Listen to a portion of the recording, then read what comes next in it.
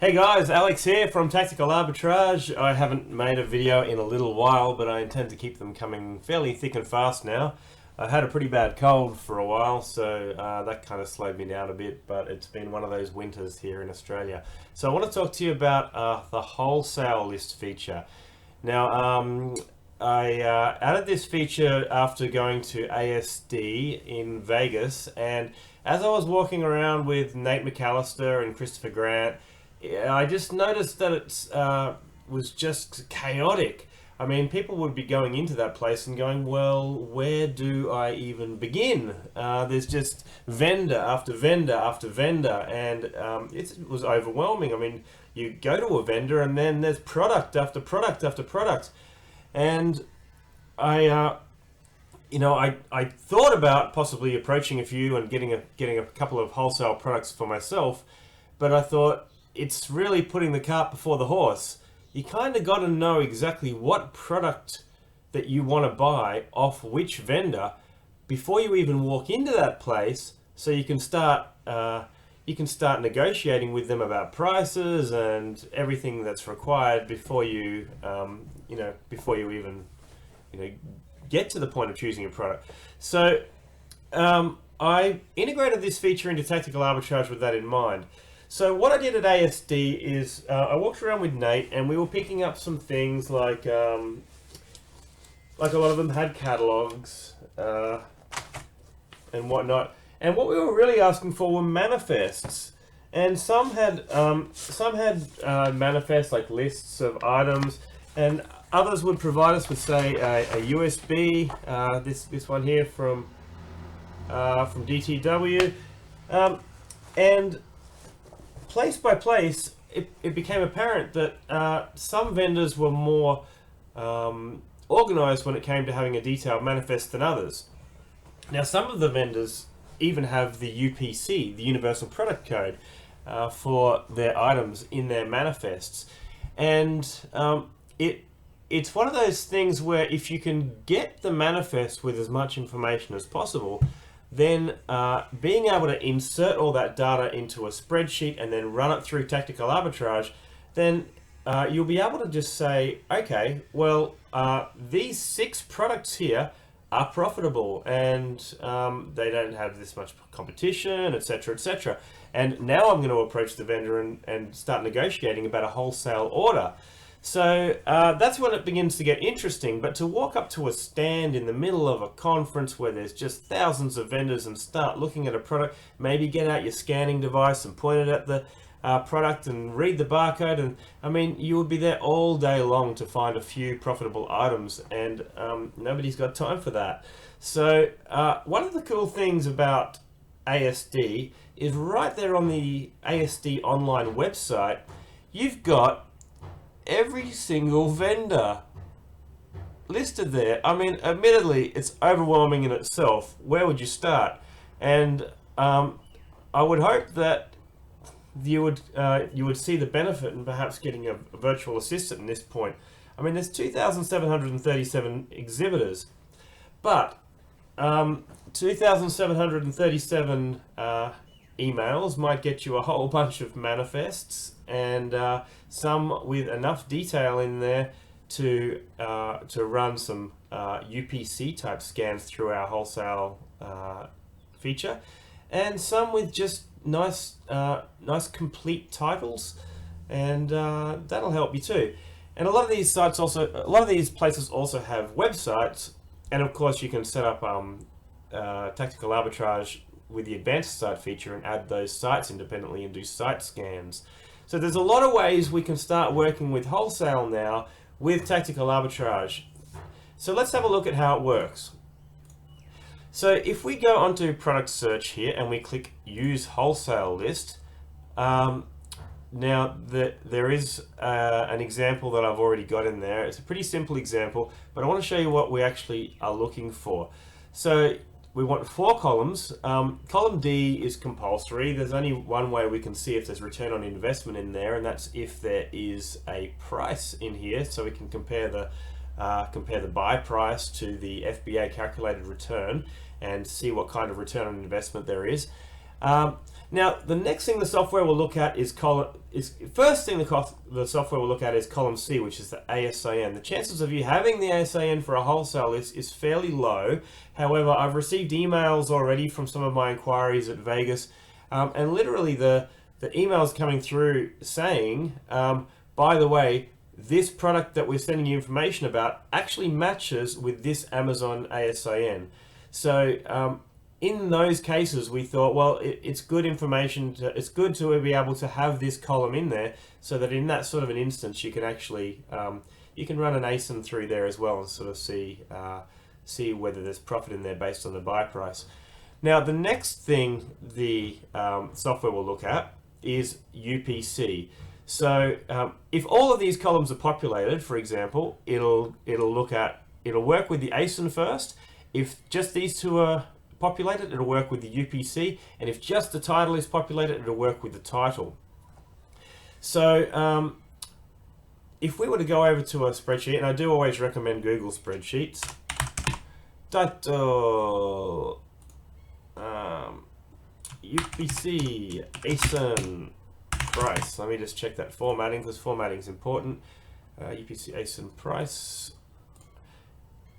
Now, I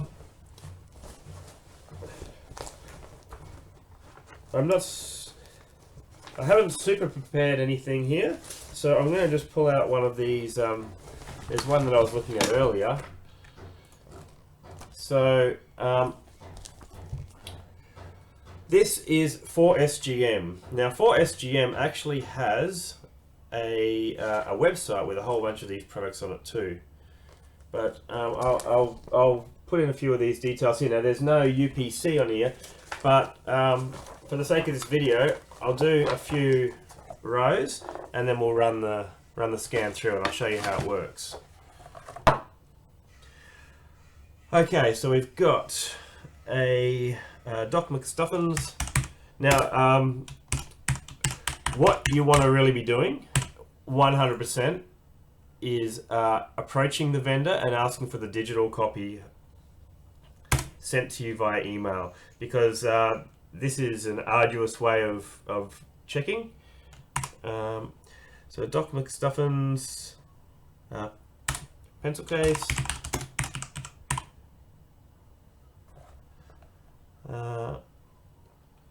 Actually, we'll go to the plush backpack. 17-inch Doc McStuffins plush backpack. $25.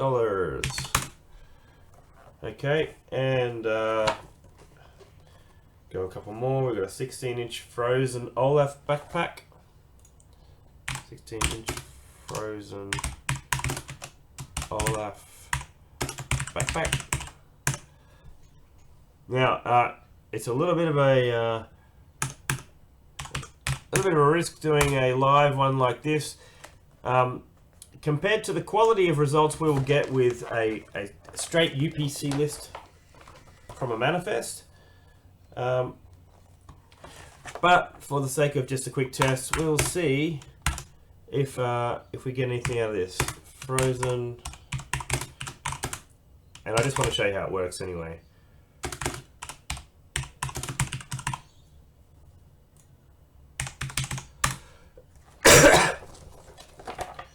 Now we'll skip somewhere else. We'll go. We've got an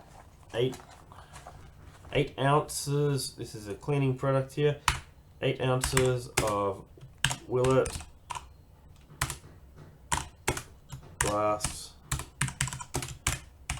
bowl fresh, and that's 69 cents. You know, I've got to say, one of the things that surprised me about going to ASD is seeing what the wholesale prices actually were. There's stuff for like cents, like 20 cents.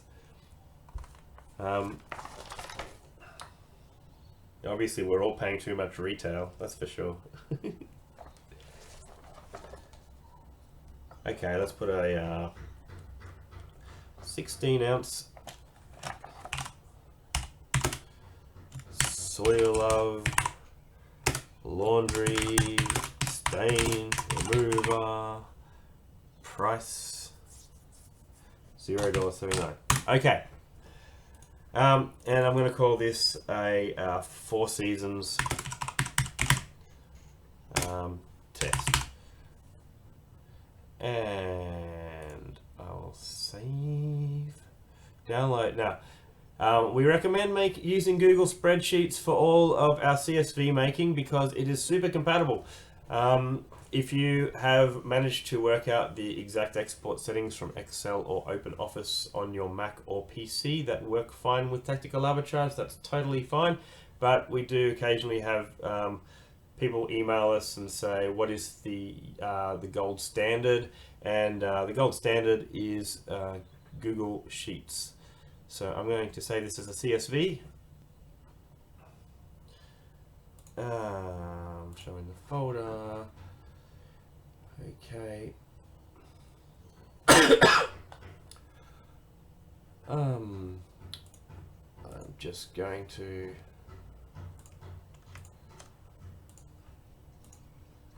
I've got it on the other screen here. I'm just going to make sure it's all ready for me to import. So over here, I'm going to choose this file now from downloads. I'll sort by date, Four Seasons test. Now, I'll upload this, but before I begin, I'm going to create a new search. So, Four Seasons. Four Seasons test, we'll call it. So, next time you are doing a scan, if you already have Four Seasons in the system, you can select that from the list here. Otherwise, you can create a new one each time, and this is going to help you with the global matching system so that you can actually match any incorrect items.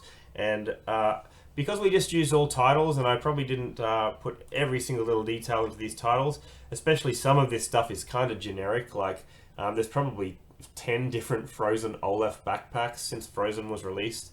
So I'm not 100% sure we're going to get the exact items here, but for the sake of this test, we will give it a run. And again, if you can get those manifests sent to you from any of these exhibitors, which have got UPCs in there, and you can just inject that pile of UPCs into one big list with the prices in there in column D, then you can just export that pile of profitable items much easier. And this is kind of a bit of a cheat. I like the fact that ASD has got all this list on here, because you can buy wholesale directories like for $100, which tell you who does wholesale products and who doesn't.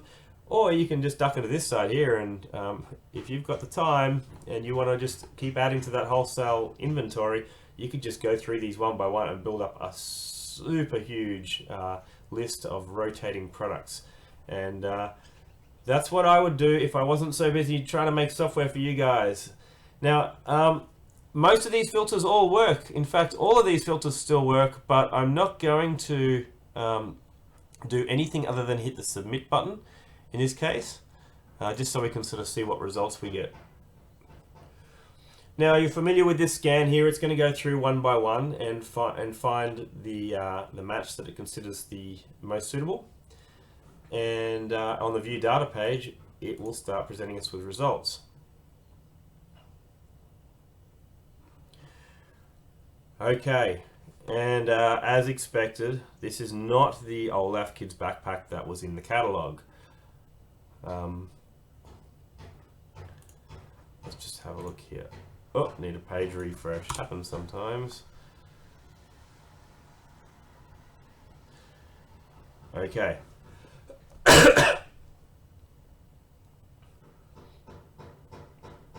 So, we haven't had much luck with that particular list. Where is the product title that I submitted? Title, domain. So it's a bit of a sample. I mean, I could have done the cheat and just done this entire presentation just using UPCs, but instead I just typed a couple of things into a spreadsheet and hoped for the best. We haven't had much luck, but aside from that, what we see is we've got our domain registered here, we've got our title, we've got our buy price, and we've got all of the return on investment detail. But we also have the global matching system in here. So skipping ahead to our, so let's say you've made a huge list, right? But it's your wholesale list, right? You've got this wholesale list, and it's your playground to play in. It's kind of as good as having your own advanced site. So with a list of UPCs, you'll almost get 100% matches, match, occasional mismatch, but mostly matches. With titles, you get a lot more mismatches, but that's okay because it's your time to play around here. So we did a 16-inch frozen Olaf backpack. I'm going to search for a title and look for ours, which is actually shaped like Olaf, to see if we can see it there. And I didn't type in all the data about that backpack.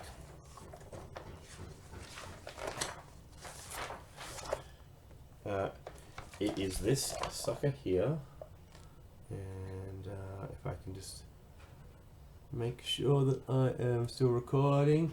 Oh, whoops, there we go. It is this guy here. So one thing I didn't type in is it's got a frozen Olaf backpack hang tag.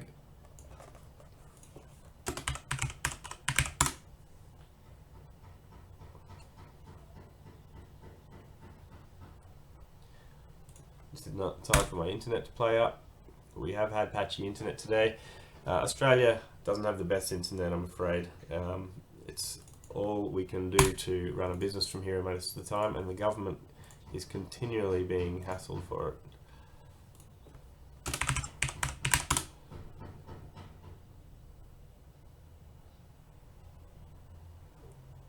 That's really not giving me, okay. There we go. That's him.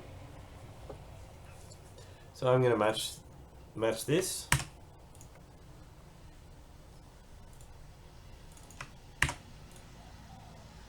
So now this matches the product in the catalog, and I can see that for a $2.75 purchase, Amazon's buy box price is $7.99.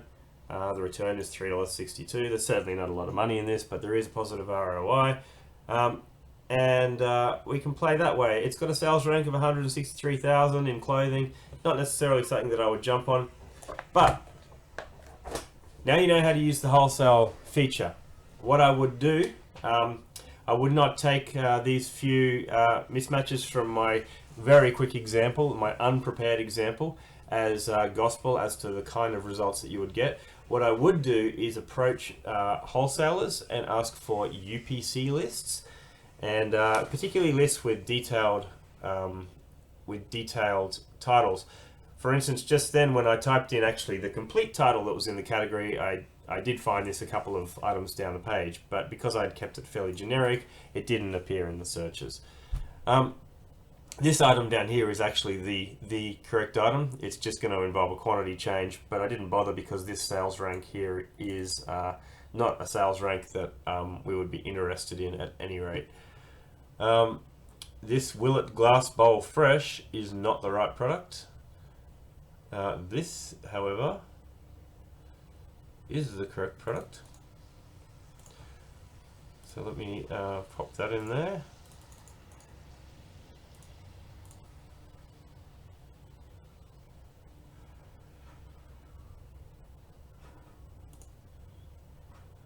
Oh, it's a pack of 6.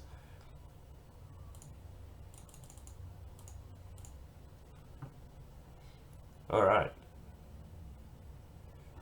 If it wasn't for that rank, that sales rank of 570,000, I mean, there's definitely gross ROI in there. There's return on investment in wholesale. There's money in the banana stand. There is return on investment in wholesale. If you want a more direct source to that money, get those UPC lists. But even if you're playing around with titles and the titles aren't perfect at first, but then you take the time to match them up, there is return on investment in there as well. I suggest you dive into this wholesale feature and enjoy it.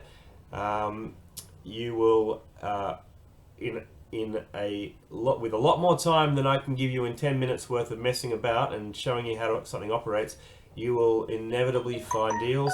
And then once you've found those deals, I believe that's when you want to contact those vendors and maybe put your negotiation hat on there and see if you can drive another 10% out of them and sweeten the deal even further. All right, I'm Alex. I'm going to keep trying to make these videos, especially now my health is improving from my recent bout of bronchitis, which was not fun, and I don't recommend it to anyone. I will also be on tomorrow's webinar, the OA webinar, and this video will live on a lot longer than the webinar, so that information will soon be outdated. But I hope to see you there if you are watching this before that webinar, and if not, I hope to keep chatting with you on my group. I'm just going to end this now, and I'll talk to you soon.